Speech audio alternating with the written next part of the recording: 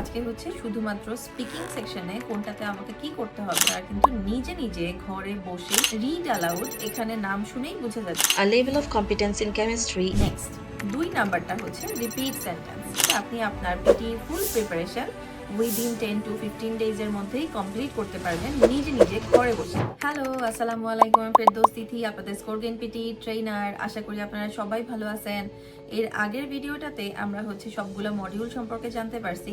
আজকে হচ্ছে শুধুমাত্র স্পিকিং সেকশনে কোনটাতে আমাকে কি করতে হবে এইটুকু ধারণা নিব। পিটির প্রথম যে সেকশনটা বা প্রথম যে মডিউলটা স্পিকিং সেকশন, যেখানে আমাকে কথা বলতে হয় বা পড়তে হয়, রিডিং করতে হয়। কোথাও রিডিং করতে হয়, কোথাও মনে রেখে বলতে হয়, কোথাও হচ্ছে আমাকে একটু বানিয়ে বলতে হয়। তো কোথায় কি করতে হয় সেই জিনিসগুলোই আমরা এখানে দেখব। আশা করি ভিডিওটা আপনাদের ভালো লাগবে, আর ভালো লাগলে অবশ্যই কিন্তু সাবস্ক্রাইব করতে ভুলবেন না, কারণ এই ধরনের সব ভিডিও আপনাদের আস্তে আস্তে আসবে। আর সবগুলা ভিডিও থেকে আপনারা কিন্তু নিজে নিজে ঘরে বসেই সুন্দরভাবে পিটিটা কমপ্লিট করে ফেলতে পারবেন উইদিন 10 to 15 ডেজ। তাহলে স্পিকিং সেকশনে পিটিতে কি থাকে? স্পিকিং মডিউলে 5টা আইটেম। 5টার মধ্যে আমরা আগেই জানি যে প্রথমটার নাম হচ্ছে রিড অ্যালাউড। রিড অ্যালাউড এখানে নাম শুনেই বোঝা যাচ্ছে যে জোরে রিডিং পড়তে বলতেছে। এখানে একটা প্যাসেজ থাকবে যেটা 3 থেকে 4 লাইনের হতে পারে। এই 3 থেকে 4 লাইন আমাকে সুন্দর করে রিডিং পড়তে হবে এবং fluently. A level of competence in chemistry is essential to the professional practice of material conservation.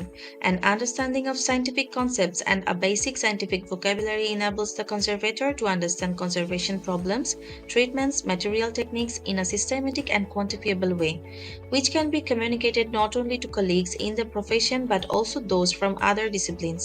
Fluently মানে আমরা অনেকেই হয়তো মনে করি যে খুব দ্রুত পড়তে হবে, একদমই না। ফ্লুয়েন্টলি মানে হচ্ছে আমার পড়ার রেটটা যেন সুন্দর থাকে, একদম শুরু থেকে আমি যেভাবে পড়তেছিলাম শেষ পর্যন্ত যেন ঠিক সেভাবেই আমি আগাতে পারি, এটাই হচ্ছে আমার ফ্লুয়েন্সি। এখানে ফ্লুয়েন্টলি আমাকে 6 থেকে 7টা প্যাসেজ পড়তে হবে, রিডিং পড়তে হবে। 35 সেকেন্ডসের যে প্রিপারেশন টাইমটা, এখানে হচ্ছে আমি নিজে নিজে প্রিপেয়ার হয়ে নিব যে কি কি ওয়ার্ড আছে, কোনটা কোনটা আমাকে বলতে হবে। নেক্সট, এই প্রিপারেশন টাইমটা শেষ হয়ে যাওয়ার সাথে সাথে একটা রেকর্ডিং টাইম শুরু হবে। এই রেকর্ডিং টাইমে আমাকে হচ্ছে আমার প্যাসেজ পড়ে রেকর্ড করতে হবে এবং সাবমিট করতে হবে। এটাই কাজ, অনেক ইজি না? নেক্সট 2 নাম্বারটা হচ্ছে রিপিট সেন্টেন্স। রিপিট সেন্টেন্সে আমাকে একটা সেন্টেন্স শোনানো হবে, সেই সেন্টেন্সটাকে যতটুকু সম্ভব আমাকে মনে রেখে রিপিট করতে হবে। The semester was scheduled during the final week of the academic quarter. এখানে আমার হচ্ছে 7 থেকে 16, 18, ইভেন তার থেকেও মাঝে মাঝে বেশি ওয়ার্ডসের সেন্টেন্স আসে। রিপিট সেন্টেন্স টোটাল 6 থেকে 7টা থাকতে পারে, অথবা মাঝে মাঝে 10 থেকে 12টাও থাকে। তো রিপিট সেন্টেন্সে আমাকে হচ্ছে সেন্টেন্সটা মনে রেখে রিপিট করতে হবে। সেন্টেন্সটা 3 থেকে 7 বা 9 সেকেন্ডেরও হতে পারে। অনেক বড় বড় সেন্টেন্সও মাঝে মাঝে আসে, তবে খুব কম। বেশিরভাগই আপনাকে মিড রেঞ্জের কিছু সেন্টেন্স দেওয়া থাকবে এবং সেগুলোকে যতটুকু সম্ভব একদম সেম টু সেম রিপিট করতে হবে। নেক্সট আইটেমটা হচ্ছে ডেসক্রাইব ইমেজ। ডেসক্রাইব ইমেজে আমাকে কিছু ইমেজ দেওয়া থাকবে এবং ইমেজটা আমাকে কি বোঝাতে চাচ্ছে সেটা আমাকে এক্সপ্লেইন করতে হবে। ইমেজটা আমাকে কি বলতে চাচ্ছে বা ইমেজ কি এক্সপ্লেইন করতেছে সেটা আমাকে নিজের ভাষায় এক্সপ্লেইন করতে হবে। The picture is mainly about the languages used in Switzerland, official languages of Switzerland. The regions are color-coded like German is spoken in the pink areas, French in green, Italian in yellow, and Romansh is in the dark green. German is the most widely spoken language, dominating the central and eastern parts of the country. French is prevalent in the west, Italian in the south, and Romansh is spoken in a small area in the southeast. The diversity of languages reflects Switzerland's rich cultural heritage and multilingual identity. Describe ইমেজে 25 সেকেন্ডসের একটা preparation time থাকে, যে এই ছবিটা আমি দেখে এখানে প্রিপেয়ার্ড হয়ে থাকবো। ঠিক 25 সেকেন্ডস পরে আমার হচ্ছে 40 সেকেন্ডসের মতো একটা রেকর্ডিং টাইম দিবে।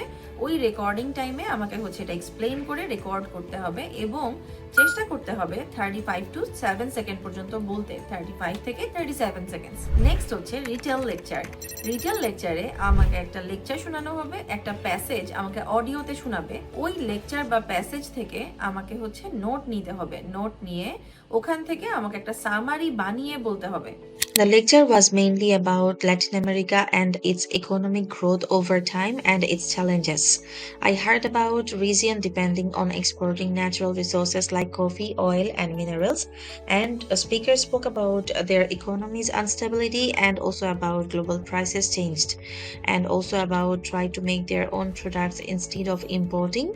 I heard about their countries like Brazil, Mexico, and Chile, and these countries expanded into industries like technology and services and something else. I heard about their problems and inequality, and that's all. Thank you. প্যাসেজটা কি সম্পর্কে ছিল, প্যাসেজের keywords গুলা দিয়ে আমাকে একটা summary ছোট করে বানিয়ে বলতে হবে, এবং অডিওটা মিনিমাম 50 সেকেন্ড থেকে শুরু করে 1.5 মিনিট বা 3 মিনিট পর্যন্ত অনেক সময় দেখা গেছে। আমার নিজের পরীক্ষাতেই 3 মিনিটের বেশি লম্বা অডিও ছিল। এই অডিও শোনার পরে 7 সেকেন্ডের একটা প্রিপারেশন টাইম দিবে, অনলি 7 সেকেন্ড। এটা জাস্ট আপনি নিজে প্রিপেয়ার হওয়ার জন্য।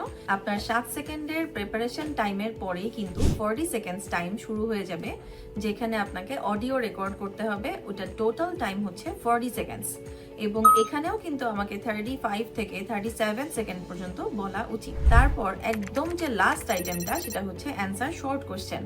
অ্যান্সার শর্ট কোশ্চেনে সবগুলাই জেনারেল নলেজ, একদম বেসিক জেনারেল নলেজ। শুধুমাত্র আমাকে ইংরেজিতে বলতে হবে এবং ইংরেজিতে কোশ্চেনটা বুঝতে হবে, আর কোনো ডিফিকাল্টিজ নাই। যদি একটু গুগল করে জেনারেল নলেজগুলোও পড়েন, তবুও আপনি এখানে পারফর্ম করতে পারবেন সবগুলা। আশা করি ভিডিওটা আপনাদের কাজে লাগবে। আর এই ধরনের ভিডিও কিন্তু সবসময় এখন আসবে। আপনি আপনার PT full preparation within 10 to 15 ডেজের মধ্যেই কমপ্লিট করতে পারবেন নিজে নিজে ঘরে বসে। Thank you. আসসালামু আলাইকুম।